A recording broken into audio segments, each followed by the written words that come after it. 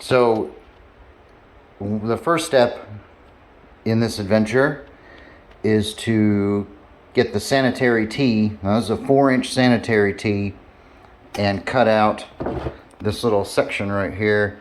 There's like a notch up there. I've thrown it away already, but there's like a notch right here that tells you where the middle of the piping is, of this diameter is.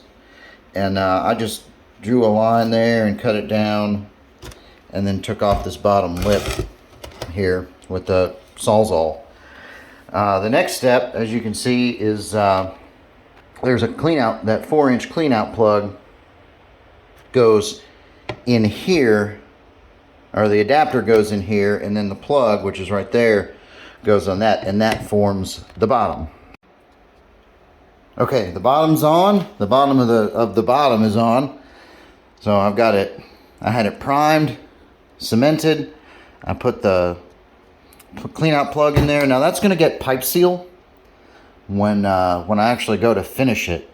The next step is to make the section that actually drops the feed in there. So there's like a maybe a 5-inch section of this piping here that gets cut off, and then at an angle, and then that goes in there, and that's what lets the feed come down out of the big tube, and it'll come down in here. And yeah, so we'll get to work on that next.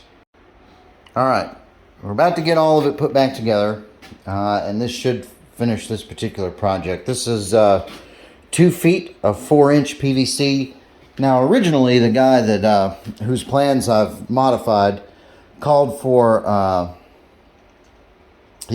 using a 3-inch cap inside of the piping. So it would go in. There would be a cap right here that would go in, and then you're supposed to drill out like a 2 1/8-inch hole to put an adapter in to put the pipe in, the 2-inch pipe that we've cut off here at roughly 45 degrees. Now, the problem with that is that that's entirely too much work. So what I found was a 3-inch to 2-inch reducer that also fit that 2-inch pipe, and that's going to go in right up here. So it'll go in, it'll slide in here, this thing will be at the top, and then it'll flip over and it'll fit in here. So I'm going to get on that, and I'll get back to you in just a minute. All right, that's basically the end of it.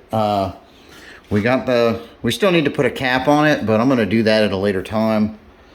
We got it lined up inside there. I drew a marker line where the center of that little piece was on the inside there, and I lined it up with the molding piece, the molding line on the outside. So that was pretty much in the center, and we're pretty much done.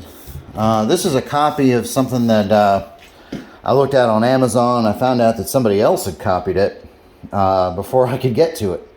So I kind of just decided to go along with what they were doing.